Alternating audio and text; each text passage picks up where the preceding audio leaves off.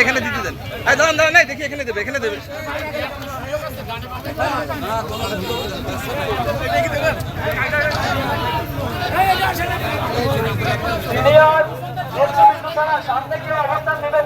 ভাই এখানে এসে দেন, মা রাস্তাটা ছেড়ে দিবেন, রাস্তাটা ছেড়ে দিবেন।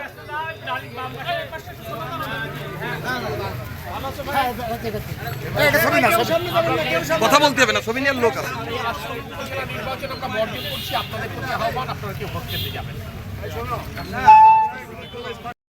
আপনাদের প্রতি আহ্বান, আপনারা কেউ ভোট কেন্দ্রে যাবেন।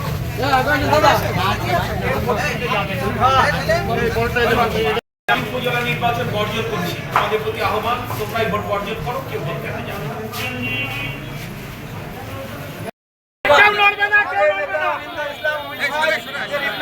করছেন আপনারা সবাই নেতার পিছনে যান, নেতাকে সামনে নিয়ে সবাই পিছনে থাকেন, সবাই পিছনে থাকেন, সামনে গিয়ে পিছনে পিছনে আমরা এই প্রহসনের উপজেলা নির্বাচন বর্জন করছি, আপনারা সামনে কেউ ভোট কেন্দ্রে যাবেন।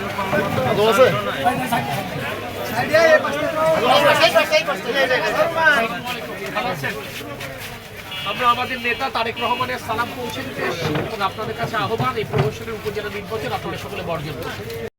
বাংলাদেশ জাতীয়তাবাদী দল গত 7ই জানুয়ারি প্রহসনের জাতীয় সংসদ নির্বাচন বর্জনের আহ্বান জানিয়েছিল বাংলাদেশের 12 কোটি ভোটারের প্রতি। আমাদের প্রিয় নেতা দেশনায়ক তারেক রহমানের আহ্বানে সাড়া দিয়ে ওই 7ই জানুয়ারি প্রহসনের নির্বাচন বাংলাদেশের জনগণ বর্জন করেছিল। সত্যটি বাংলাদেশের জনগণ জানে, ভোটারেরা জানে। নির্বাচন কমিশন যে তথ্যই দিক না কেন, কার্যত 7ই জানুয়ারি 2 থেকে 5% মাত্র ভোটার সেদিন ভোট কেন্দ্রে গিয়েছিল।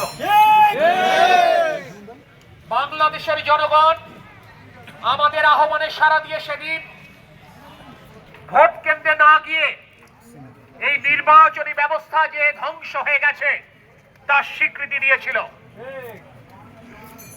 সেই ভোটারদের প্রতি কৃতজ্ঞতা জানিয়ে দেশনায়ক তারেক রহমানের শুভেচ্ছা এবং সালাম আমরা পৌঁছে দিয়েছিলাম ঘরে ঘরে। বাঘারপাড়ার গণমানুষের নেতা ইঞ্জিনিয়ার টিএসআই এর নেতৃত্বে আপনারা এই বাঘারপাড়া পৌরসভার 9টি ওয়ার্ডে এবং বাঘারপাড়া উপজেলার প্রতিটি ইউনিয়নের প্রতিটি গ্রামে সেই বার্তা পৌঁছে দিয়েছিলেন। আজকে বাংলাদেশের যে অবস্থা, সেই অবস্থা 7ই জানুয়ারির আগের চাইতেও ভয়াবহ। আপনারা দেখছেন সাবেক সেনাপ্রধানের উপর মার্কিন যুক্তরাষ্ট্র ভিসা নিষেধাজ্ঞা দিয়েছে।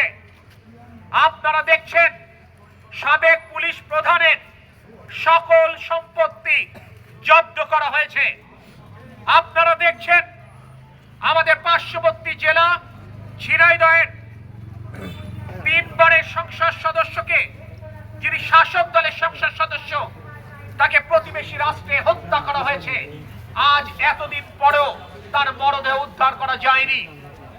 আপনারা দেখছেন জাতিসংঘ শান্তি বাহিনীতে আমাদের যেই সমস্ত সেনা সদস্যদেরকে প্রেরণ করা হয়েছে, তারা যাদের মানবাধিকার লঙ্ঘনের রেকর্ড রয়েছে, তাদেরকে জাতিসংঘ এই দেশে ফেরত পাঠানোর পরিকল্পনা করছে।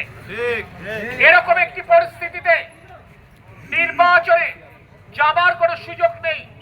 অর্থনৈতিক যে মন্দা, আজকে আমরা যে পর্যায়ের ব্যবসা বাণিজ্য করি না কেন, আমরা সকলে জানি 10টি ব্যাংক যে কোনো মুহূর্তে বন্ধ হয়ে যেতে পারে। আমদানি নির্ভর এই বাংলাদেশের অর্থনীতি, যে কোনো মুহূর্তে আমাদের আমদানি বন্ধ হয়ে যেতে পারে, কারণ আমাদের রিজার্ভ সংকট। আজকে এই কারণে বাংলাদেশের মানুষকে এই রাজনৈতিক এবং অর্থনৈতিক সংকট থেকে মুক্তি দেওয়ার পথ এরকম একটি প্রহসনের নির্বাচন নয়। সকল দলের সাথে আলোচনা সাপেক্ষে আবারও